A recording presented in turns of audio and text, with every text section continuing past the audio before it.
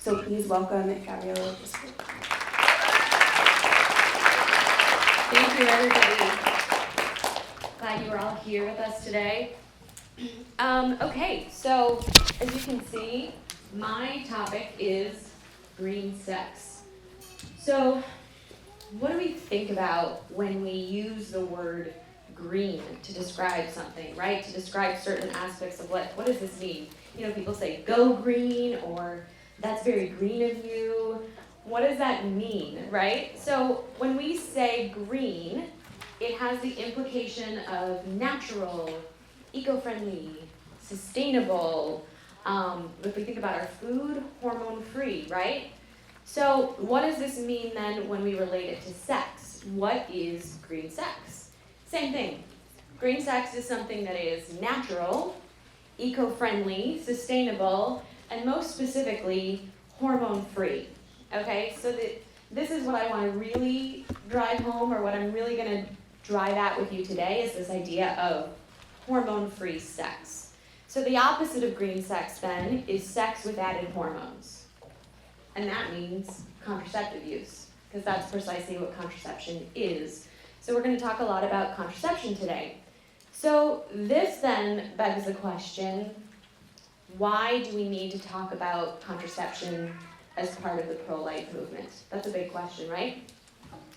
So there are two reasons that we talk about contraception as part of the pro-life movement. The first reason is that contraception and abortion are inextricably linked to one another, okay?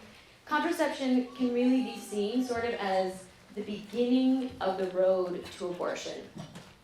And pro-abortion activists know this, right? And they've known it for years. Think about Planned Parenthood. What are the two biggest services that Planned Parenthood offers to women? The first is access to contraception, and then the second is abortion. And the reason it's sort of the beginning of this road to abortion is because contraception tells women we can take this life generation component out of sex, and then it lures women into this kind of false sense or trust in its ability to prevent pregnancy.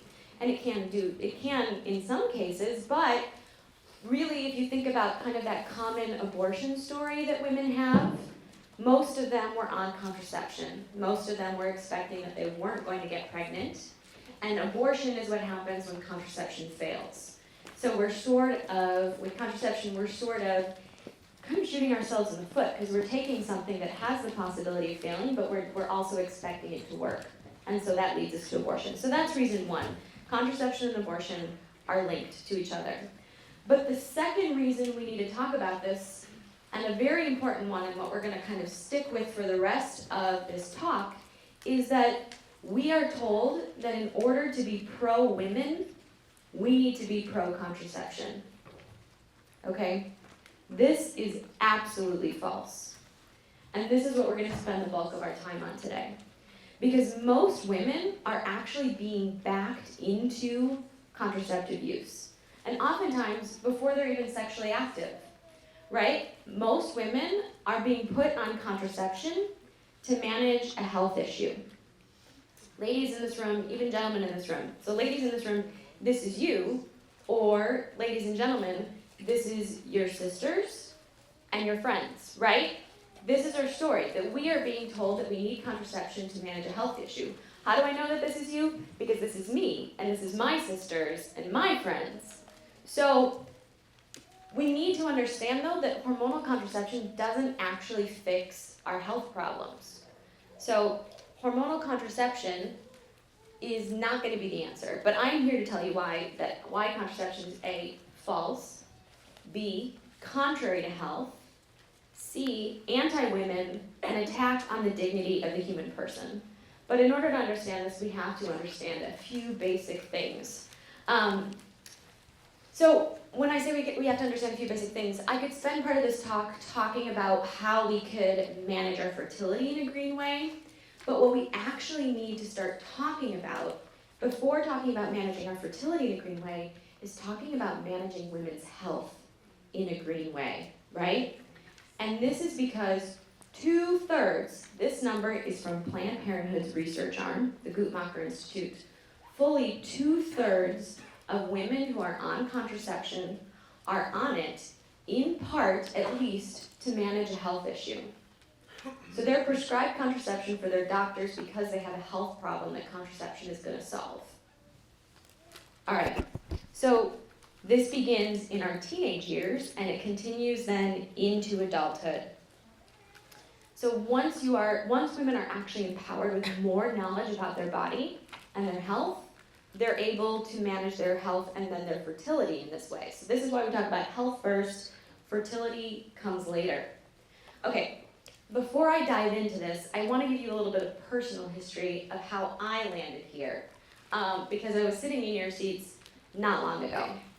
I work for an organization called the FEM Foundation, this purple logo in the corner. But before FEM came to be, there was an organization called the World Youth Alliance. And the World Youth Alliance is a global coalition of young people that works to promote the dignity of the human person. And they do this through education, through advocacy, and through culture. So when I was just 23 years old, not far out of college, I moved to New York City to work with the World Youth Alliance at their global headquarters. And in New York City, much of our work with the World Youth Alliance happens at the United Nations. And at the UN, we do a lot of advocacy to promote human dignity in international policy. Now, I want you to understand something about the work of human dignity and pro-life work at the UN. All of the debates at the United Nations are fundamentally debates about who the human person is.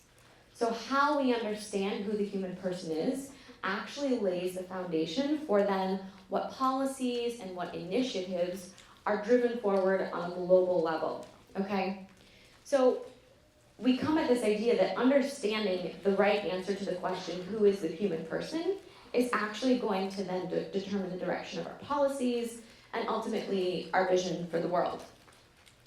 What we saw in our work at the United Nations was that regardless of the topic we were discussing, okay, we could be discussing the migration of peoples, or unemployment for youth, or aging populations, or sustainable development. What do we do as a globe to work on these issues? Always, without fail, always, the negotiations about these topics came down to arguments about women's reproductive health. And we're thinking, aging populations, sustainable development, access to employment for youth. Always, it came down to policies surrounding women's reproductive health, okay? So, women's reproductive health on an international level and on a national level, we see here in the US, is defined as access to contraception and abortion. That's it. That's how women's health is defined. And so we would fight, as the World Youth Alliance, we would fight to get the best possible language in these policy documents, right? Language that respects the dignity of the human person, pro-life language. And so we would get kind of neutral, good language in a document. But the only way then to take these policies that we now have and put them into action on the ground in countries is through programs. So we have policies, those move into action through programs. Guess what? The only programs available for reproductive health policies for women were policies from the International Planned Parenthood Federation. So we get our best possible language in a document, but what happens once that policy hits the ground? Nothing, right? We're back into access to contraception and abortion and this very narrow definition of what women's health actually is. Okay, so with FEM, we saw that there were no policies, no programs in existence that met international standards for women's health programs, but that were also in keeping with the dignity of women and what we actually needed for authentic healthcare. So that's how FEM was born. FEM was born out of our efforts to actually redefine what women's health is. Because you know what, we can't define women's health as contraception and abortion without proposing a new definition and a new way of getting there. You can't take something away without putting something in its place. So FEMM was developed to put something in its place. So our definition now of women's reproductive health is non-contraceptive, and we're going to talk about this. So we are redefining women's health through education, through research, and through medical advancement. And we need to teach women the basic science about their bodies, how they work, what's happening in them, so that you can understand how hormonal contraception is fundamentally contrary to this, right? And this is even as a medical intervention. But then as a result of this, we also have to teach doctors how to better manage women's health issues, because women are hearing this from their doctors. Okay, so in our time together today, I want to share with you some of the basics of this so that you can leave this room better equipped to articulate why contraception is bad for women, and then also be more confident in sharing that truth with your peers, with your friends. And I think you'll also come to better understand yourself through this process. Okay. If we are going to start here, we need to start with hormones. We talked about green, right? And we talked about green being hormone-free.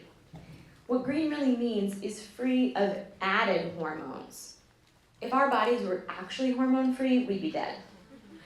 We need hormones, okay?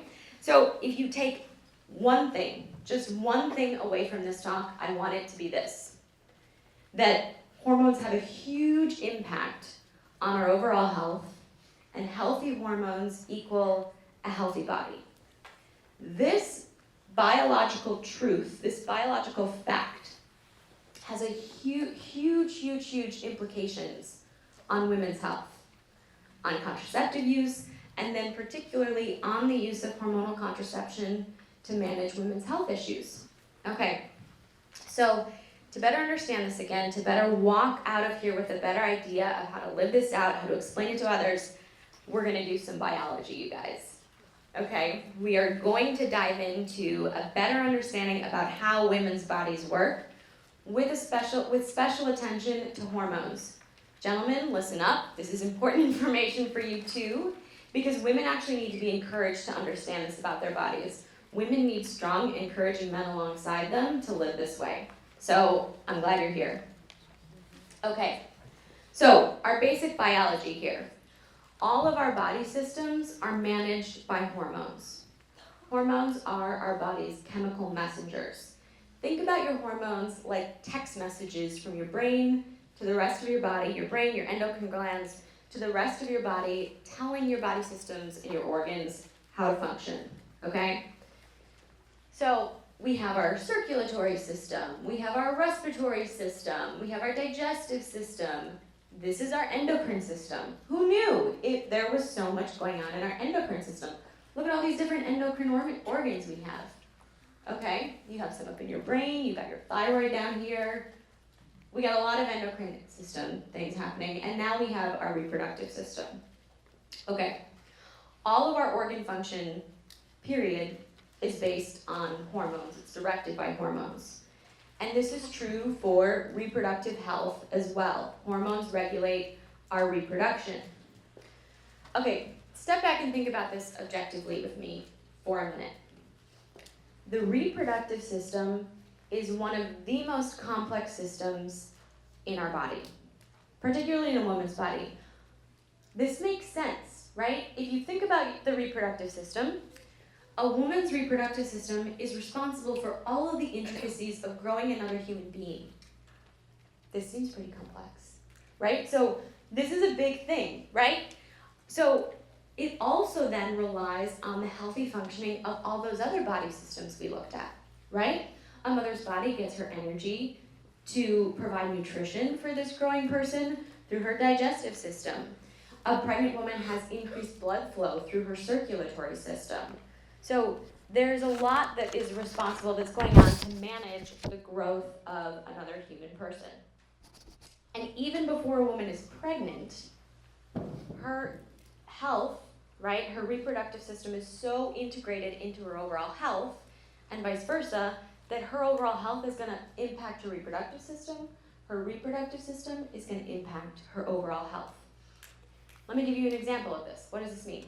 This means that for a girl in puberty whose reproductive system has started, so she's producing her reproductive hormones, estrogen and progesterone, she actually needs those hormones for the development of her bones. Her bones, from her high school years all the way till she's about 25, need healthy hormones in order to be healthy bones for the rest of her life. This is big. So it's not just our reproductive system we're talking about, it's whole body. Okay.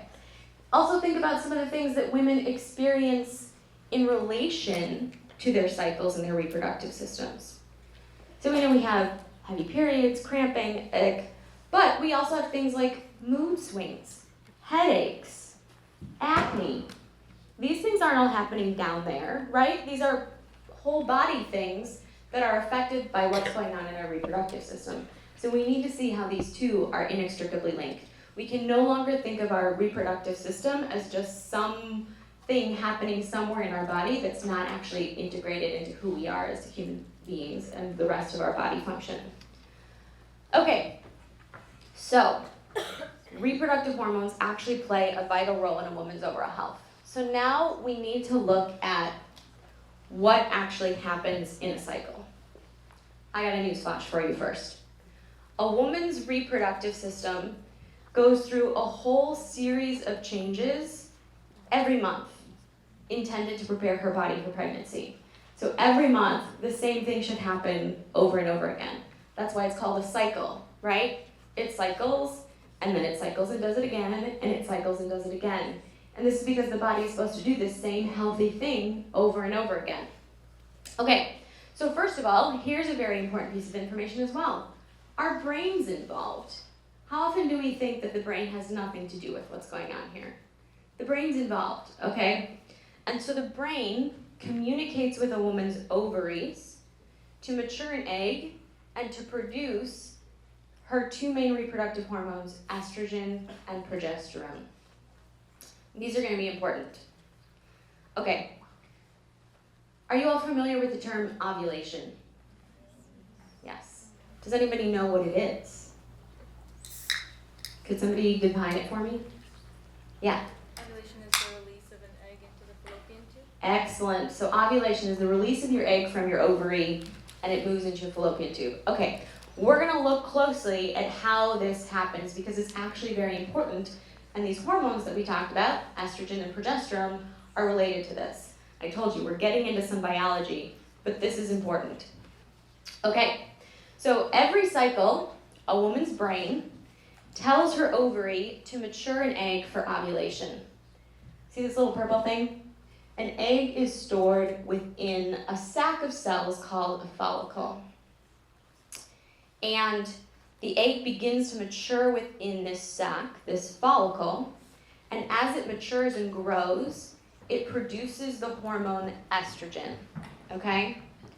When the egg is fully mature, another hormone from the brain sends a hormonal signal that triggers that follicle to burst. That's ovulation. It's kind of like a small explosion in your body. No joke. Some women have ovulatory pain because it is like a small explosion. I talked to a OBGYN once and he's like, I don't know why every woman don't know when they're ovulating. Their ovary is literally exploding. I'm happy we don't because that would not be pleasant, but it is literally like a small explosion in your body. It's supposed to do this though, okay? So ovulation happens, and remember this purple tissue here? This is the follicle. This is what's producing estrogen.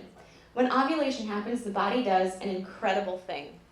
The body takes this tissue that was producing estrogen and it actually recycles it. Talk about green, right? It actually recycles this tissue. The cells change and they become cells that now produce this second important hormone called progesterone. Okay? So estrogen and progesterone impact your body and your overall health. Okay, I realize that was a lot of info, so we're gonna recap in graphical form. Okay, so here's our recap. We have estrogen first produced by our follicle growing within our ovary. Here's what your estrogen does. We have ovulation. Once that estrogen reaches its peak levels, then that follicle tissue is recycled, it's transformed, it becomes what's called the corpus luteum, and it produces progesterone for the second half of the cycle. This means that when you ovulate, this is a very important sign of health. Okay, hang on, I want to go back here for a second because I want to bust another myth. There's a general myth that women can get pregnant at any time, right? We're kind of told that by society. You can always get pregnant, right? Total myth. We are able to get pregnant around the day of ovulation when this egg is available. It's really about a 7 to 10 day window out of 30 days in a cycle. And that window gets smaller the better we get at pinpointing ovulation. Okay, so ovulation is going to be an incredibly important sign of hormonal health, hormonal balance, and a healthy body. There are a lot of ladies in this room. Think about this question, ladies. How many of you know if and when you are ovulating? This is a good number. I am very impressed. I'm very impressed. Next time I ask this question, which I hope I get the chance to, I would love that all your hands are raised because ovulation is a critical sign of health. For you as a woman, you should know your body well enough to know if and when you are ovulating. Because guess what? That if is very important because if you are not ovulating, that's a sign of a health issue. And if your when is sporadic, that's also a sign of a health issue. So it's very important to know if you're ovulating. Okay. The reason ovulation is so important is because in order for all of this stuff to take place, her body needs to have healthy hormones all working together, which means if we're not ovulating, it means something's wonky with our hormones. That's our first sign, okay? All right, so during our cycle, we know that our estrogen and progesterone are active, right? And what they're doing is they're actually building up our uterine lining here in preparation for a pregnancy. But if that pregnancy doesn't happen, what happens? The body needs to clear that out so that we can start all over again. So our hormone levels fall, that uterine lining sheds, this is called menstruation or your period, bada bing, bada boom, cycle over, and we start all over again. Okay, so the big question now, and we've sort of touched on this, is why does it matter if we have healthy hormones? So we've talked about the two main hormones, estrogen and progesterone, right? But I want you to know that there are actually over a dozen hormones at play in your cycle. Estrogen and progesterone are the big ones that we can see, but there's over a dozen hormones at play. And this is how it's so integrated in our other body systems as well. Because we're talking about hormones like thyroid hormone and insulin and your adrenal hormones and your stress hormones. All of these are at play and impacting your cycle and vice versa. Okay, so here's a little sign about imbalanced hormones, right? The smallest changes in hormone levels can actually cause changes in our body. So imbalanced estrogen and progesterone can have these effects. These are familiar to some of us, right?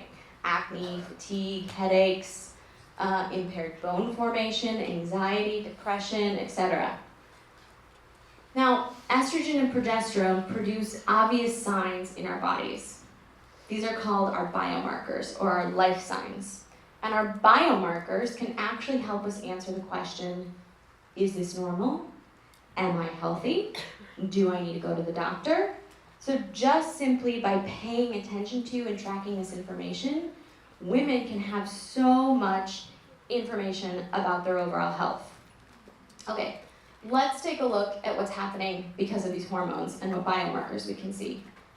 Estrogen and progesterone impact our cervix, which is this organ right here. And they actually cause our cervix to produce different types of fluid depending on which hormone is dominant. So when women experience a sensation of dryness, as we can see here, this means progesterone is dominant. When women experience a sensation of moisture or fluidity, the cervix produces more moisture or fluidity when estrogen is dominant.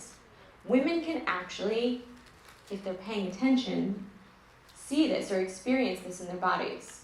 This is also very subtle. I don't want you to get the idea that it's like some huge obvious thing. You actually have to pay attention to your body. But once you know that it's happening, you can pay attention to it and you can experience it. Okay. I also want to show you what's happening in a woman's uterus over the course of a cycle.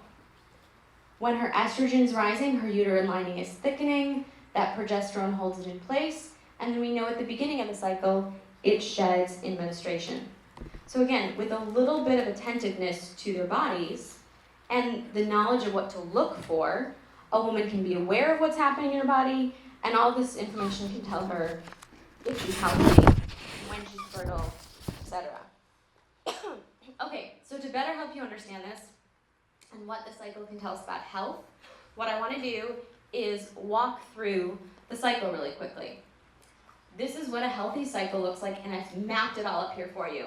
So we have what's happening in our ovary, what's happening in our hormones, what's happening in our uterus and our cervix, and then what a woman could actually, how she could chart that data, right?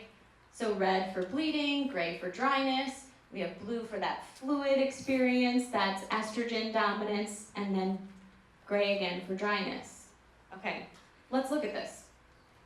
What does menstruation tell us? Menstruation actually gives us a lot of information about our healthy hormones. And they're actually parameters for what's a healthy period. It should be 3 to 7 days, with at least 1 day of heavy or moderate bleeding.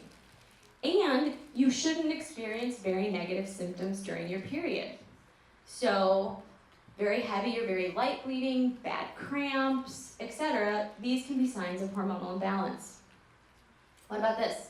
Dryness. That's good. It means your hormones are low before your ovary starts driving into action. That's healthy, that's natural. What about signs of ovulation?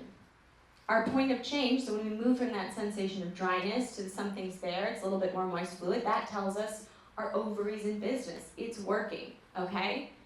And then our last day, what we call peak day, our last day of that fluid sensation actually tells us that we've ovulated, okay?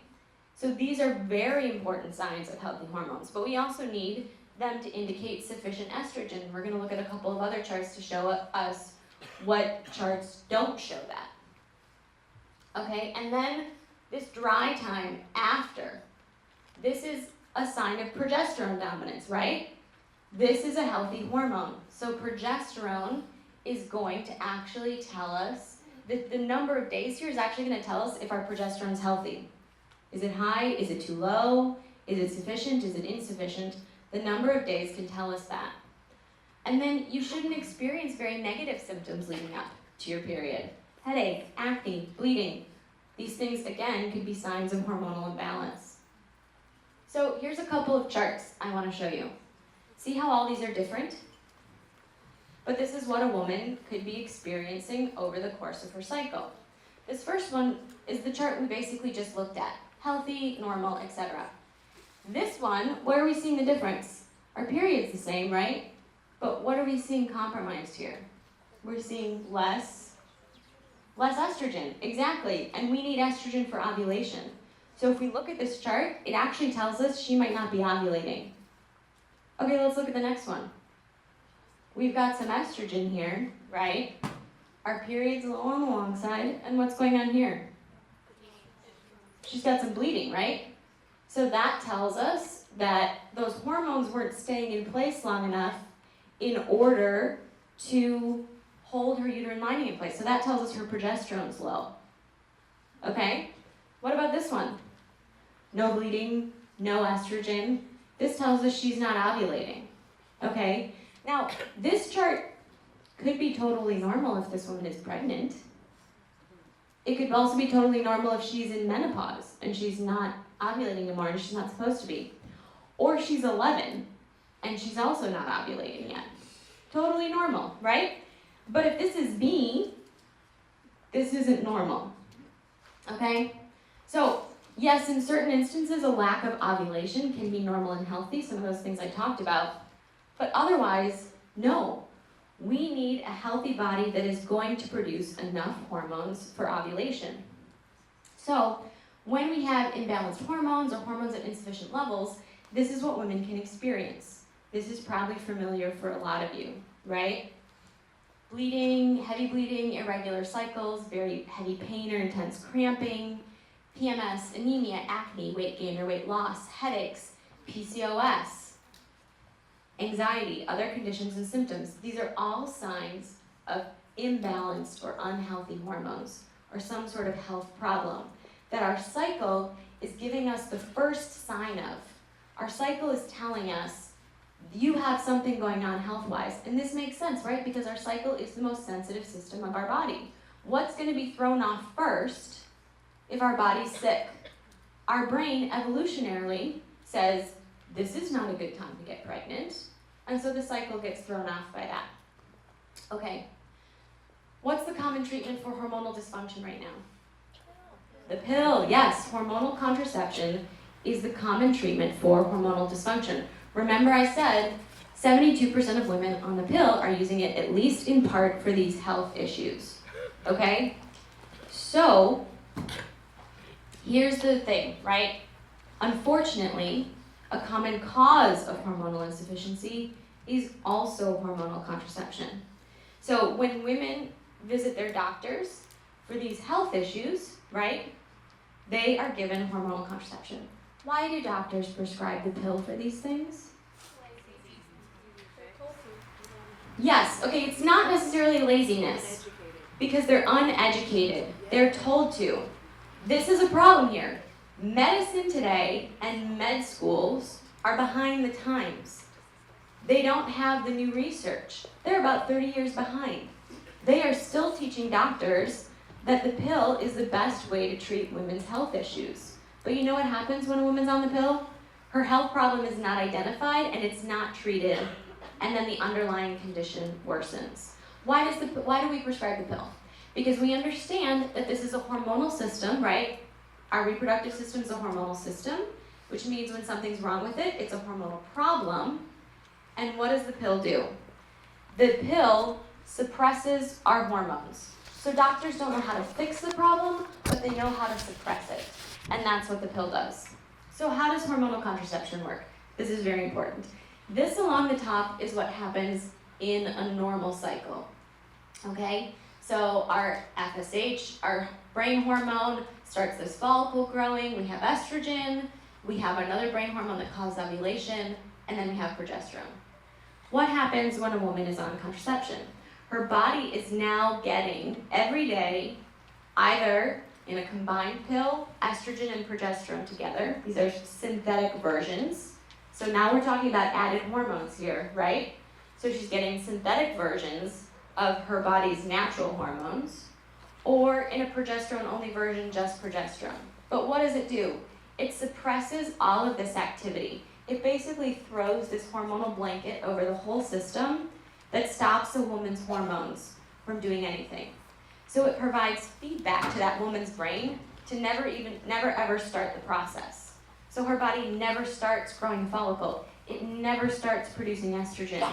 We never get to the production of progesterone because she's getting constant levels of these hormones. Okay? Here is very important point. Many young women, right, at the onset of their period begin to experience some signs or symptoms of hormonal imbalance. And this has implications for her overall health. This is from the American Academy of Pediatrics and the American College of Obstetrics and Gynecologists. Just as abnormal blood pressure, heart rate, or respiratory rate may be key to the diagnosis of serious health conditions, identification of abnormal menstrual cycle patterns through adolescence may permit early identification of potential health issues for adulthood. How many of you heard this from your pediatrician or your doctor before they put you on the pill? Maybe one, right? That's a good doctor there, but very few of us actually hear this from our doctor. Here's another myth buster for you. The pill regulates your period. False. The pill takes away your period. The pill stops your cycle by giving you other hormones, and it gives you what's called a hormone withdrawal bleed. It's not your period. Okay, so here's what happens, right? Girl or woman has a particular health issue. It manifests as symptom, acne, very heavy periods, really bad cramping, etc. She visits her doctor puts her on birth control, symptoms suppressed, birth control use continues from like 14 to 30 till she decides she wants to get pregnant, and then maybe she goes on different kinds because she's having bad symptoms on the different ones, and then she comes off of it when she's about 30 so she could get pregnant, but that issue was never treated, so it comes back, oftentimes with a vengeance. Then she can't get pregnant, she miscarries, and after about a year, her doctor sends her to IVF. How tragic is this? What are we doing to women? How is this pro-woman is what I want to say, right? How is that a good pro-woman path? So that's why FEMM is providing an alternative. That's why we're doing medical research. That's why we're teaching women that this type of healthcare is unacceptable, and then we're training doctors to provide adequate healthcare, right? So FEMM has partnered with the Reproductive Health Research Institute to actually develop medical protocols that can diagnose and treat women's health issues. And we're training more and more doctors every year to do this. Okay, so the big question is, where do we go from here? Like, what do we do now? Now we have information, right? Think about that. Knowledge is power. With great power comes great responsibility, right? So what do? Well, first, inform yourself. Get educated. Start paying attention to your body. FEMM teaches classes, right? You can take FEMM classes. Start charting. I've got a way for you to do that I'm going to tell you about. And then share this with other women. We even teach women to become FEMM teachers to teach this to other women. And start talking about it. Here's how you get started. FEMM has a charting app. How many women have some sort of period tracker on their phone? Pretty much almost everybody, right? Period tracker, whatever, or your friends have told you to get one, etc. Okay? This is better than a period tracker because what FEMM does, first of all, it's free, which is great. It's also ad-free, which is great. But what we do specifically is we've programmed our medical research into our algorithm. So instead of just telling you when you're going to get your next period, based on the data that you put in, the more data you put in, the better, but based on the data that you put in, it actually tells you what your hormones are doing, if you're ovulating, if your cycle is normal and healthy. It gives you that feedback so that you can learn more about your body as you're using it. That is a great way to get started and a great way to start talking to your friends about it. Okay, so just listen up here. I want to really drive, this is basically the end. I have a video to show you right after this, but I want to drive home this point. As long as we see abortion as the key to a woman's freedom and contraception as the key to her health, we will only ever see women as prisoners in their own bodies. Okay? As long as we see that women need to be freed from how their body works with contraception and with abortion, then feminism has failed women. Okay? And as long as contraception is the answer to women's health issues, then both feminism and medicine has failed women. So take this home with you. Women need healthcare and education that respects who they are, how their bodies work, and works with them and their reproductive system. Can you pull that up for us? Thank you. I'm going to take some questions.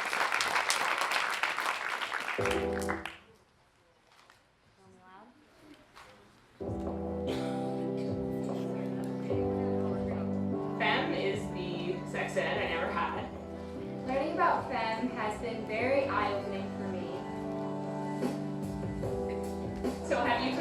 our quiz. It's a FEM quiz about like how much you know about health and hormones and the connection.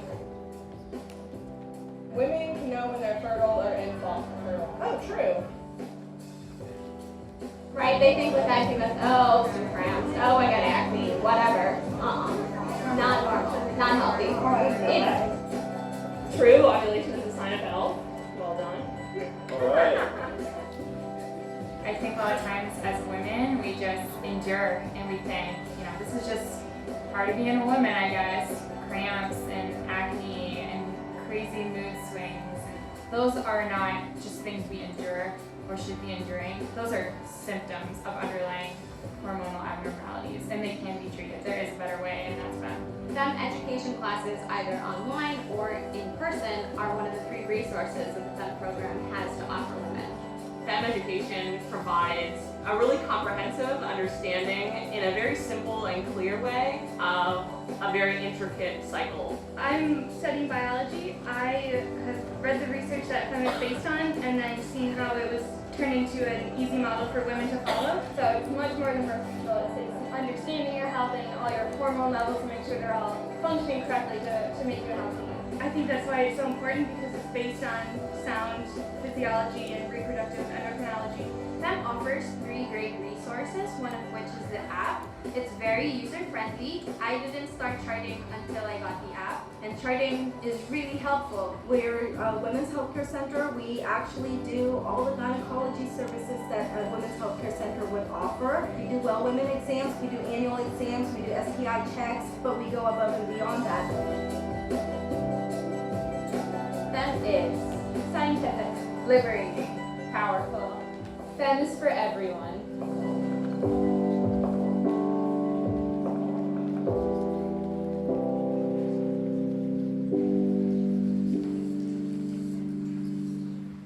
Okay, I think we have time for just 2 questions, and then I'll be available to answer any other questions down here, but we want to make sure you can get to your next talk. So, 2 questions. Yeah. Do you have any resources online or resources that you suggest for finding a pro-life doctor in your area? Yeah, so FEM has all of our FEM trained doctors listed on our website. Any second question? Yeah, in the back. So if you are experiencing any even depression or cramps or acne or anything, does that mean you should go see a doctor, or if they're consistent each month with your period, is that normal? I guess I always get depressed for 2 days, the same 2 days every single cycle. Yeah. Is that normal, or is that something you should see a doctor So about? it depends, right? If you find, we're working on a scale here. So every woman, I got a zit this month, and it was related to my cycle. This is a zit. This is not really bad hormonal acne, right? So that's fine. 1 or 2 zits a month that's related to your cycle, okay, no big deal.